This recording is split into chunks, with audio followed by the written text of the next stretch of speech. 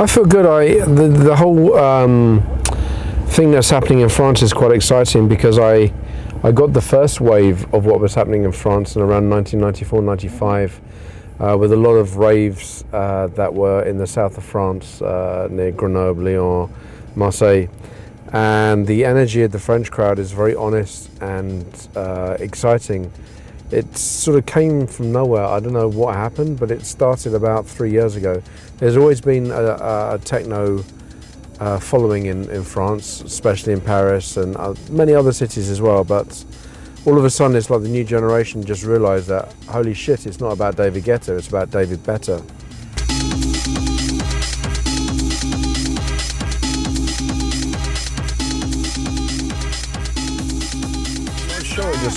These things just catch people's imaginations. I don't think you can work out a formula of why. I mean, there's a lot of magazine support in France from magazines like Clarke. There's a lot of clubs in France that have been doing their thing for so very, very long without going off the agenda, like clubs like Rex, which I've been playing for maybe 15 years now.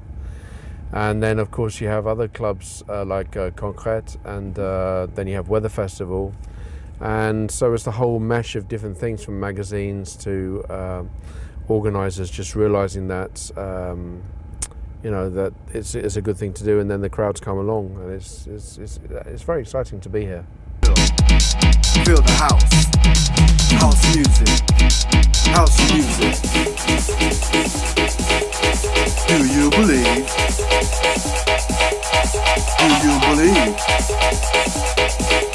In the house music.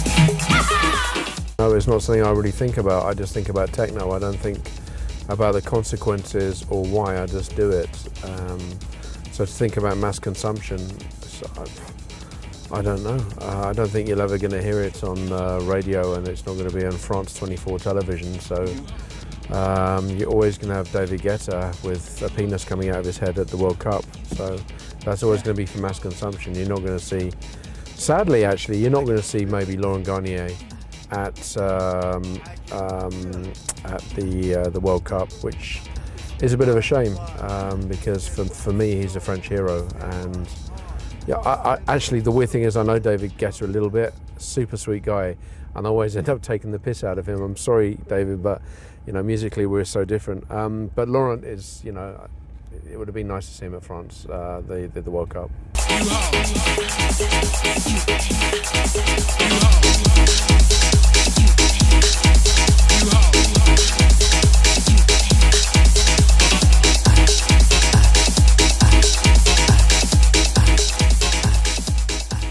Yeah, I think so. I mean, that's my premise of action. It's like I'm always doing that because it's who I am. And that's why techno suits me, and I like making techno.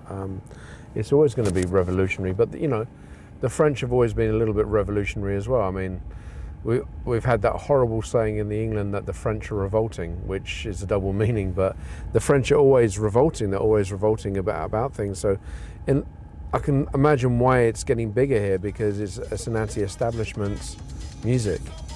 And in France, they're very expressive about being anti-establishment.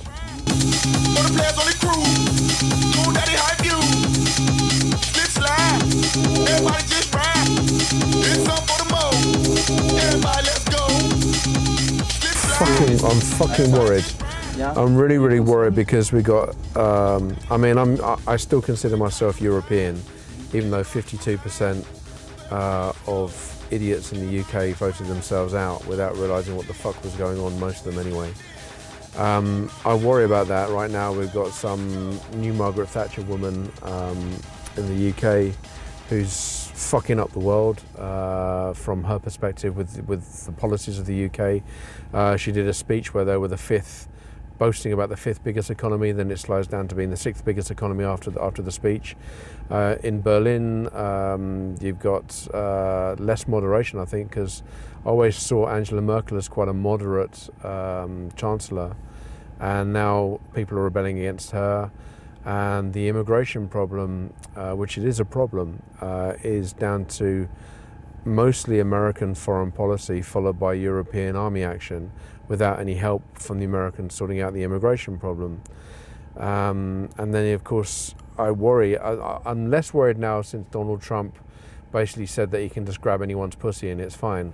but before that, I was more worried about it, because I actually thought that Donald Trump might win with maybe 53%, because you got two really bad candidates. So the world is in a really precarious position right now. It's not in a safe position at all. And I worry about that very much. And sometimes I think maybe I should live in Iceland or New Zealand just to escape.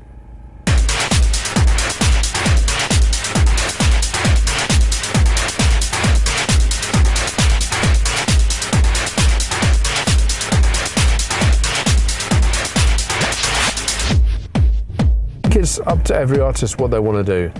Now, I've spoken a lot about different things, being very much anti-UKIP, which is this disgraceful party in the UK, against Farage. And I've spoken out about this, and people say, you're an artist, you shouldn't speak. Well, I'm also a human being with an opinion.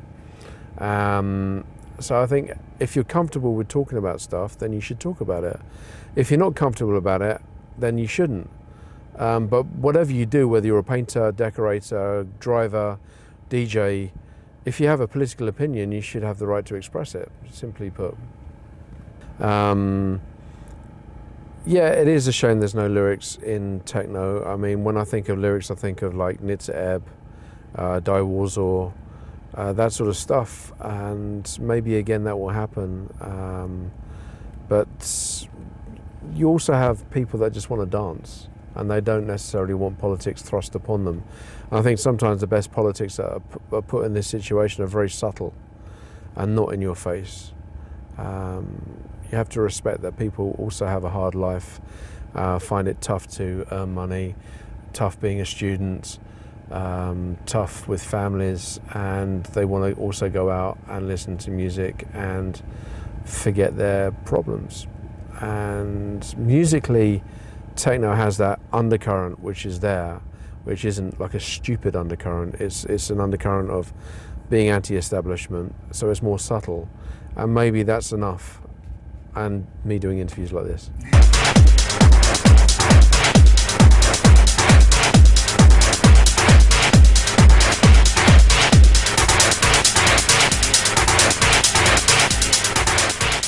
Actually having enough of social media. I was in a car accident coming from Exit in June, I think it was, or July, I'm not sure.